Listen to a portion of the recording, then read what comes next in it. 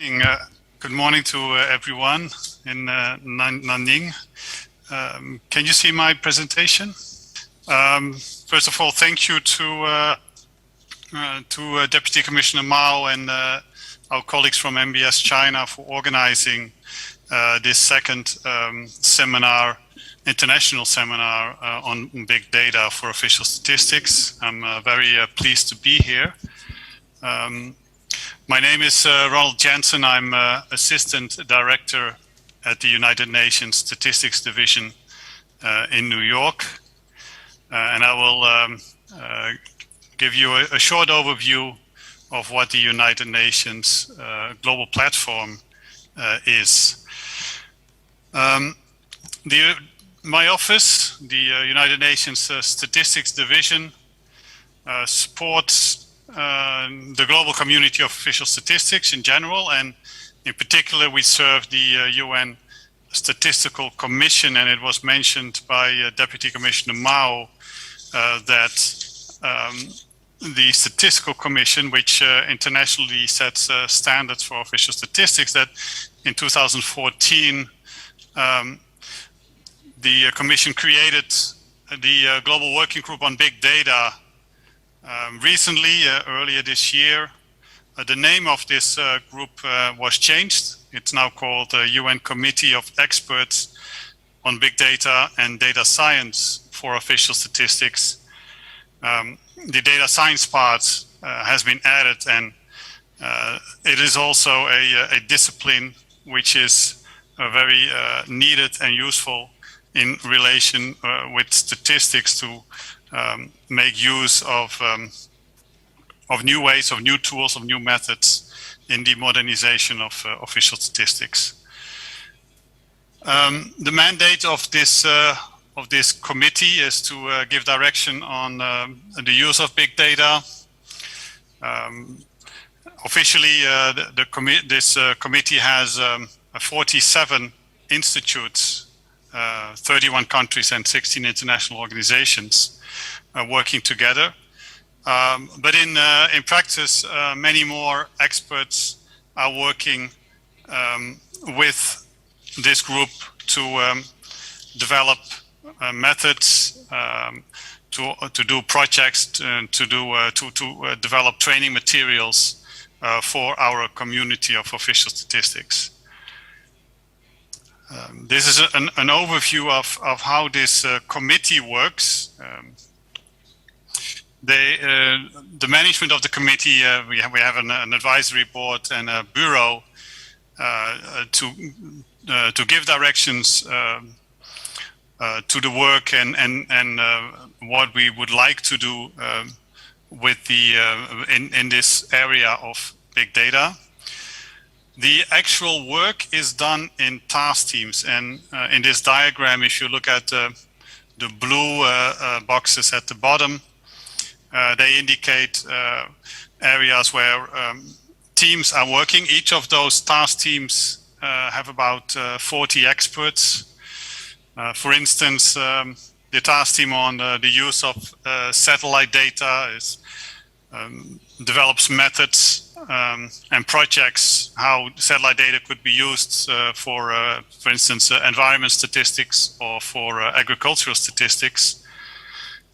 We will hear about that in the presentation later on. We will also hear about how AIS vessel tracking data is being used for trade and transport statistics, and how mobile phone data is being used for official tourism statistics, for migration statistics, and for instance, dynamic population statistics as well. So there are a number of task teams working on various data sorts for official statistics. There are also some groups which looks at particular topics like privacy preserving techniques. That group wants to see how sensitive data could still be shared in a project by various experts. That could be different offices within a country. That could also even be internationally different statistical offices working together on a project where we have to have very strict privacy preserving techniques to allow us to share data. So that group, I think those kinds of techniques will make it possible to enhance our collaboration and also use not only aggregated data but also quite detailed data in the projects that we are doing. Another task team, and we'll hear about that also later on, is the task team on training and skills. Training is really important. The only way that we can use big data and data science is if we know how to do it. And so training in many aspects of either data science, data engineering, or new statistical methods is really important, and we will hear how these groups are working on this. Now, coming to the topic of today, the UN Global Platform is indicated, hopefully you can see that in yellow on the screen. That UN Global Platform is a cloud-based collaboration environment. I will say a bit more about that in the next slides. We have, because of the fact that it's we use cloud services, there is compute, there is storage, there is some cost to it. So we have a finance committee. We try to do this with international donors. So each of your offices, and I can say this already, each of your offices is really invited to work with us on projects on the UN Global Platform, and you're not required, or your office is not required to immediately pay for the services. So we have some funding which is used for our community as a whole, so that we can do projects together without worrying too much about the financial implications. We have a technical delivery board that looks at the services that are needed on the platform, also to make the data engineering work. And then, and I hope you can see it under the global platform, we indicated the 4 regional hubs in China, in Rwanda, in Africa, in UAE, and in Brazil. And so those regional hubs are really needed to do training activities like what we do today here in China, to gain knowledge and skills, and also to be able at regional level to do projects together. And again, my director Stefan Swaim has mentioned it. You're all invited to think about projects you want to do with us, and join those or join the task teams.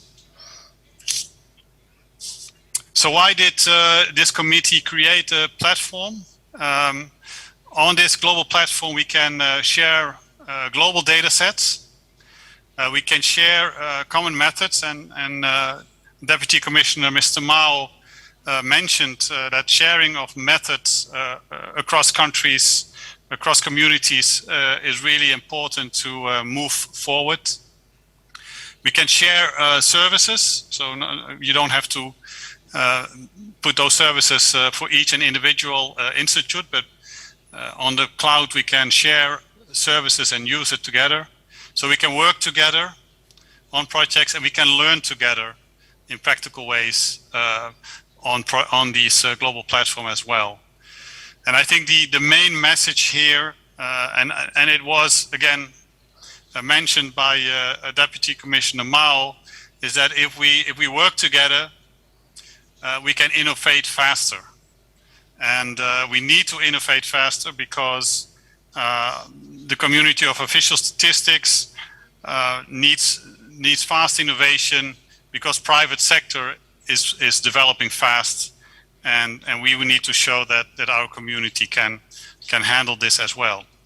One aspect which is an advantage of our community is the trust. We have trusted data, trusted methods, and trusted partners on the collaboration on the platform. I think that is also important in what we are developing together. Now I'm going to go a little bit deeper in what the global platform actually is. So we collaborate on data innovation. We have access to data, access to technology services, access to expertise, and for all three of them, I'll give an extra slide.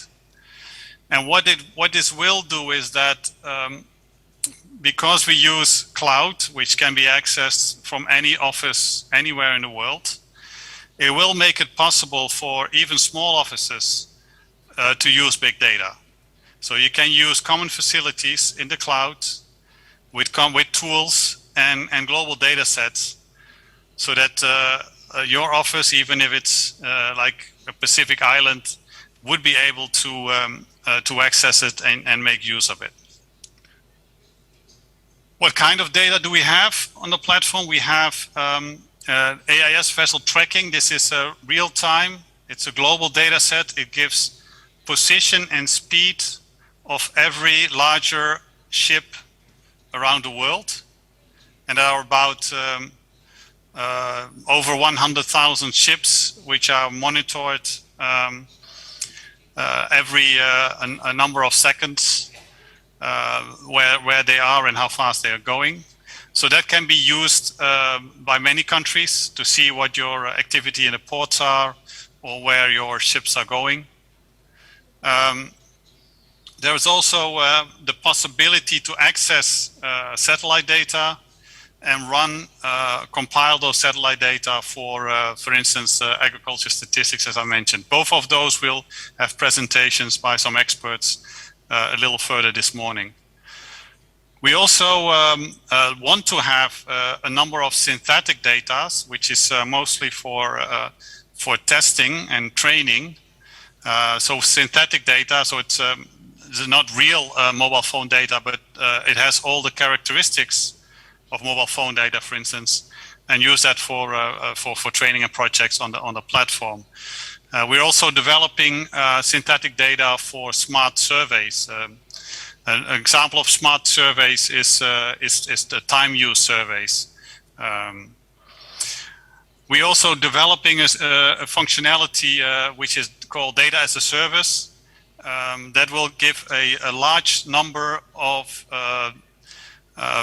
prepared data sets into a data catalog, which when you use the global platform, we can use that for your project. So I mentioned a few data sets here, but we really want to have many more data sets available on the platform in the coming year.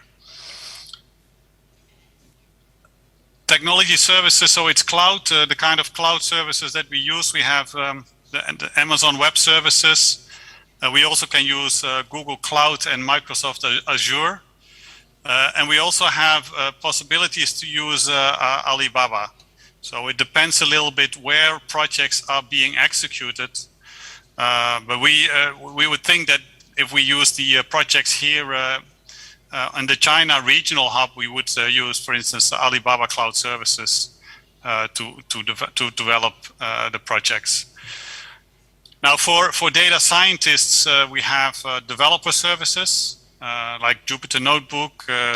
We could compile in R or in Python, and we also have an API development through Algorithmia, which we can use. So those kinds of tools are available, and we have some support services which help us in monitoring cybersecurity, in giving secure access to the platform, and also in monitoring the use of projects and things like that. The kind of experts, and I think this is important to keep in mind, is that we have many experts that can help on projects. We have data engineers which can help set up projects, do some of the background work that make projects be able to execute it. We have a number of data scientists that can help in programming methods. This can be for the AIS. We also have it. We have experts who help mobile phone data. They can do this also at national level. We have FlowMiner and Precision for that. And in the area of these privacy preserving techniques, we have a very strong academic input from data scientists.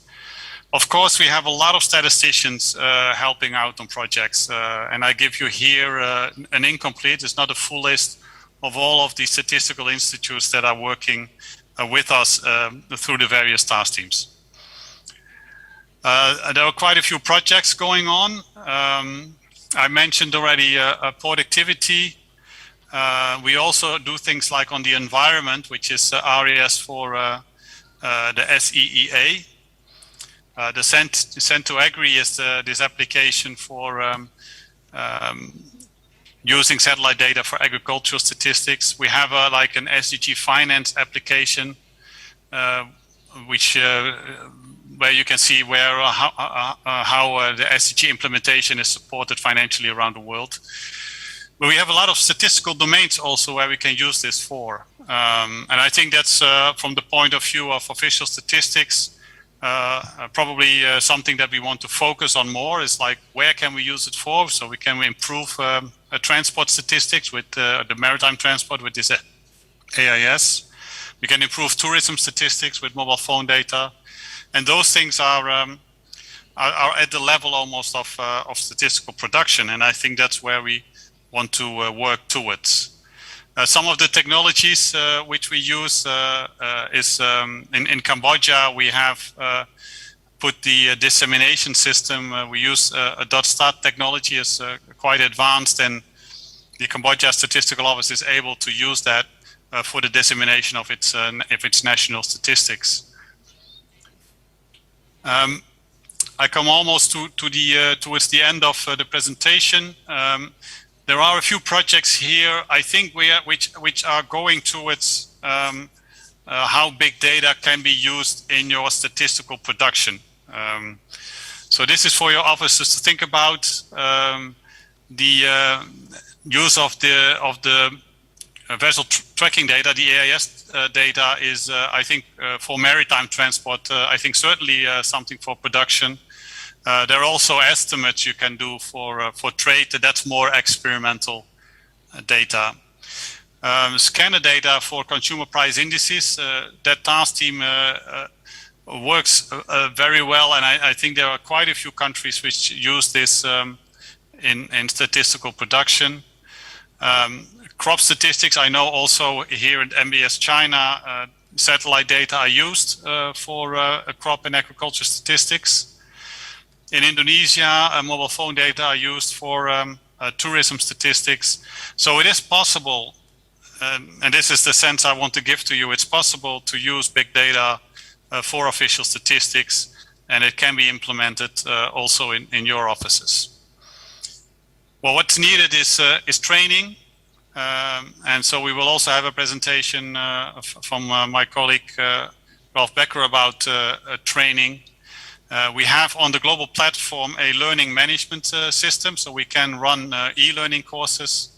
And that's one of the ways we also want to use the global platform. But statistical officers are not, have to start developing the new skills to be able to use all of this very effectively. And again, the invitation is open to all of you to participate either in task teams or projects and in these kinds of training activities as we do today here at the regional hub in China. Thank you very much.